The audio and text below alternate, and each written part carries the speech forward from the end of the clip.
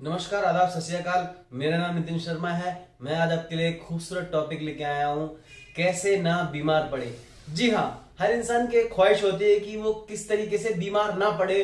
वो चीजों को करता रहता है, मॉर्निंग वॉक, सुबह उठना, ये सारी चीजों को करता रहता है, जिसकी वजह से वो ये पूरी तरीके से कोशिश करता है कि मैं बीमार ना पड़ूं।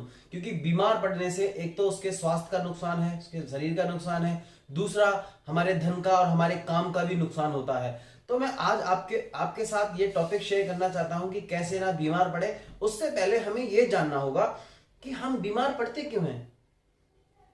जी हाँ, हम बीमार पड़ते क्यों हैं। ज्यादातर ज्यादातर 90% बीमारी हमारे माइंड से आती है। ये बात आप जान चुके होंगे, अगर आप मेरी लास्ट तक वीडियो देख रहे हैं, जो भी आपने मेरी वीडियो देखी है, आप उससे अंदाजा लगा चुके होंगे कि किस तरीके से माइंड से हमारी बीमारियां आती हैं। तो हर बीमारी माइंड से आती, उसी को हम साइकोसोमेट्रिक डिसीज कहते हैं। जी हाँ, आप खुद ही बताइए एक बात कि मान के चलिए कि किसी भी आदमी को कोई भी बीमारी है, मान के चलिए उसके सर में दर्द है और उसने गोली खा ली और उसका सर दर्द ठीक हो गया है।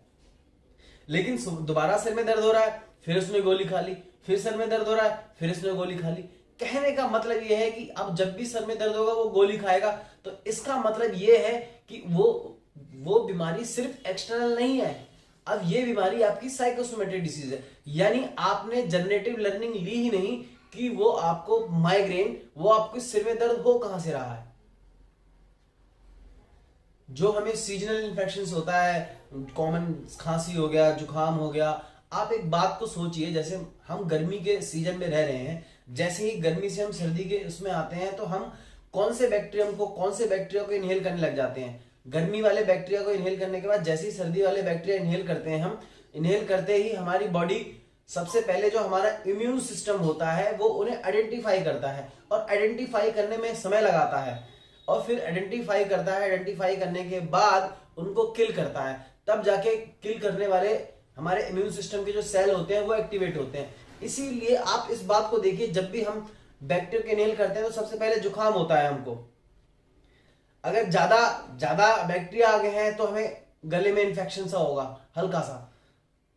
अगर वो डिपेंड करता है कि आपने किस तरीके से उस चीज को परसीव किया है। उसके बाद आप बताइए, गले के बाद अगर गले यहाँ ज्यादा हो रहा है तो कभी कभी सिर में भी आ जाता है, और फिर उसके बाद में आपके पेट में इन्फेक्शन हो जाता है, और ज्यादा हो जाता है तो उसके लिए बॉडी क्या करती है, बैक्टीरिया को किल करने के लिए हीट पैदा करती है, उसे हम फीवर कहते हैं। अब खुद ही बताइए कि जब बैक्टीरिया यहाँ पे आ गए हैं तो वो हमारी बॉडी क्या करती है, फ्लूइड से उस चीज को बाहर निकालने की कोशिश करती है ना। जो हमारे नाक से फ्लूइड बहता है वो बैक्टीरिया को निकालने की कोशिश कर रही है। दूसरा, हमारे गले में हम जब हमें खांसी होती है तो बताइए यहाँ पे बैक्टीरिया इन्फेक्शन है, तो हमारी बॉडी क्या करती है इस तरीके से हमारी बॉडी हमारी बैक्टीरिया को बाहर निकालने की कोशिश की जाकी। तो इसका मतलब खांसी तो प्रॉब्लम नहीं है, जुकाम तो प्रॉब्लम नहीं है, फीवर तो प्रॉब्लम नहीं है। तो जब ये प्रॉब्लम ही नहीं है तो हमें उसकी गोली खानी ही क्यों है। आपको फीवर हुआ है, आपने फीवर को हटाने की गोली खाई, जबकि आपने ये बात जानने की कोशिश ही नहीं की, वो जनरेटिव लर्निंग ही नहीं ली कि फीवर आपको हुआ क्यों है। आपको फीवर तो बैक्टीरिया की वजह से हुआ है। तो आपको करना क्या है, वैसे तो बॉडी 3 या 4 दिन में, अगर आपका इम्यून सिस्टम ओके है तो आपकी 3 या 4 दिन में बॉडी उन बैक्टीरिया को आइडेंटिफाई कर लेगी और मार देगी, और उसके बाद आपको उस सीजन में जुकाम बुखार कुछ नहीं होगा। और अगर आपको वो हो रहा है तो इसका मतलब आपके अंदर कमी है, यानी आपका इम्यून सिस्टम खराब है।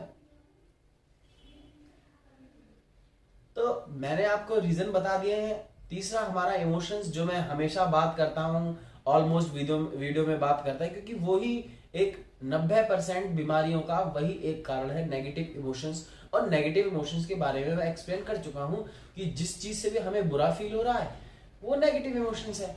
आप उससे बचने की कोशिश कर लिए, कुछ भी कर सकते हैं, जो भी आपका दिल करे। जैसे आप नेगेटिव इमोशन से बचेंगे, आपके पास सेंसेशन खत्म हो जाएगी, सेंसेशन खत्म हो जाएगी तो इसका मतलब बीमारी खत्म हो जाएगी, और आप एक स्वस्थ शरीर जिएंगे। अब बात करते हैं कि कैसे ना बीमार पड़े। अभी तक तो हमने ये जाना कि हम बीमार पड़ते क्यों हैं, अब ये टॉपिक है कि हम कैसे ना बीमार पड़े। जी हाँ, आप देखिए कि आप अपने बिजी शेड्यूल को, जिस तरीके से अपनी लाइफ को भाग दौड़ में जी रहे हैं, क्या आप बताइए, आप अपने स्वास्थ्य को वैल्यू देते हैं? आप अपने ऊपर, अपने स्वास्थ्य के ऊपर कितना खर्चा करते हैं, कितना समय देते हैं? इंसान 10 मिनट पूरी जिंदगी अपने साथ नहीं बैठता है। वो क्या नाम है, वो थिएटर में बैठ जाएगा, वो गंदी सी बदबू के 3 घंटे बैठा रहेगा वहां पे। आप अपनी एंजाइटी को दूर करने जा रहे हैं सर, वहां पर आपके माइंड को वो अच्छा नहीं लग रहा है, वो एक एंजाइटी आती है आपको, वहां पे आप दूर करने के लिए जाते हैं उसको। आपका मन नहीं करता है, दिल नहीं करता है वो सब देखने का। तो प्लीज आप अपने साथ बैठिए और जानने की कोशिश करिए कि जो भी आप बीमार पड़े हैं वो किस वजह से बीमार पड़े हैं। आपका माइंड खुद ही बता देगा, क्योंकि मैं बता चुका हूं कि सबकॉन्शियस माइंड ही ब्रह्मांड है। और ये मैं नहीं कह रहा हूं, ये मेरी कहानियां नहीं है, आप खुद पढ़ लीजिए। मैं हर वीडियो में कहता हूं कि जिसको मेरी बातों पर विश्वास नहीं है वो अपने आप खुद पढ़ सकता है दिल से, अगर आपके पास समय है तो कैसे ना आप सुबह, आप किस तरीके से अपने सुबह सूरज से पहले उठिए, सूरज से पहले उठने के बाद सूर्य नमस्कार कीजिए। कम से कम आयुर्वेदा के हिसाब से हमें 150 मिनट कार्डियक एक्सरसाइज करनी चाहिए।